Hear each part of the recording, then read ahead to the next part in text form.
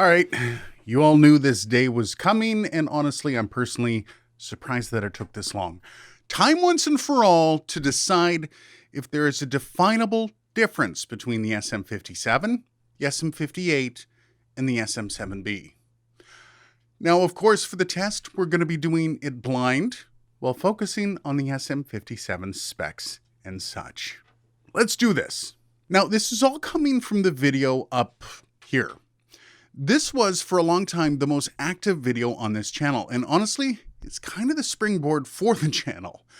But one mic I was missing for the test was the SM57. So for this, I will be switching through the microphones, and I'm not telling you which in this video. I'll actually be doing a results video later on, along with some fun screenshots of your guesses. Now, if you're watching this late and you want to see the results after, I'll post that future video in the comments, maybe up here. So please guess away in the comments, and we're going to see who among us is God tier in recognizing any of the three most recognizable and iconic mics in history. I'm trying really hard not to touch the table so I don't bump anything, just so you know.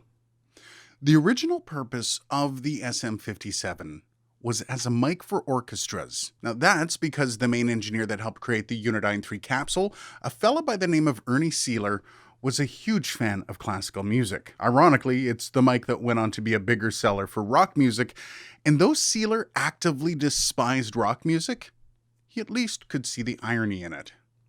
It was officially introduced in 1965 and has become the main microphone for instrumentation due to its ability to handle high SPL. Now, it's favored mostly as a fantastic drum mic. Now, it also found double duty in studios as a great way to reinforce the sound of guitar amps. That said, it was even adopted as a vocal mic by many, including Anthony Kiedis, Brandon Flowers, Madonna, Bowie, Lennon, Jack White, just to name a few. The other major crown that this microphone can claim is that every US president since Lyndon Johnson has delivered speeches through this microphone. It became the lectern mic of the White House Communications Agency in 1965 and still is to this day. So before you argue that this mic isn't good enough for your podcast about turtles or whatever you're doing, yeah, I'm pretty sure it would be able to handle the task. Now, the SM57 is basically the same as the SM58. There's really no difference aside from the covering for the capsule. Speaking of, same Unidyne 3 capsule as the other two microphones on either side of it. Though I probably wouldn't hammer nails with it since it doesn't have the same ball head. Everything is the same, down to the colored wires inside. Literally, the same. One thought on that though. It doesn't have the same pop protection as the SM58, though some could argue the SM58 doesn't have much either. Now here is where we get the slightest differences between the SM57 and the SM58.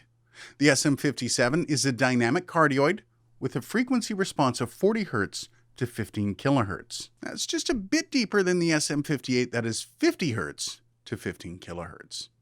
The sensitivity is negative 56 dBV per Pascal, which means it's a bit less sensitive than the SM58, but not nearly as much as the SM7B. And the final difference you're going to see is a slightly tailored high end in the frequency response graph. It's not as smooth of a line. See how much your inhuman ears can pick up from those little differences. Now, just so you know, I won't be putting the mics through their paces in this video. There's pretty good reason for that. Now, it's so close to the SM58 in almost every category, and with the exception of this mic having a few tweaks to the sound, well, it's basically an SM58 in almost all ways. Now, remember, I'm not going to tell you which has been which. I do really want some honest answers down below. And I'm going to be reaching out to some of the bigger YouTubers in the microphone sphere to see what they think, just to kind of add to the game. Just so you know though, I do promise to reveal the mics in a follow-up video, so let's see how close you can get to the true answer. Now, I know this is a contentious conversation for a lot of people, especially considering the price difference between at least one of these mics. But the consideration of money does have to be discussed. Of course, the SM7B does have its place in the world. But after listening to this video, are the nuances enough to actually justify the cost for, say, a podcaster? Personally, I don't think so. And while the whole world likes to put things neatly into categories, this is one that I'm not sure is deserved. Sure, the SM58 is probably the most popular mic for stage work, or at least vocals. And the SM57 is probably the most iconic for instrumentation, both live and in the studio.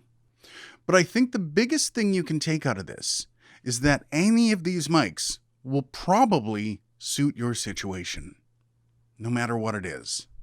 So if you can only afford an SM58, well, I can say you will be well served by any one of these microphones. Again, though, let's hear those comments down below, and we will revisit them soon.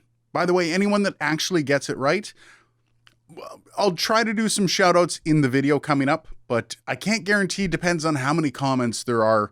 It could be a whole video of shoutouts if I did that. Cheers, and I will see you in the next video.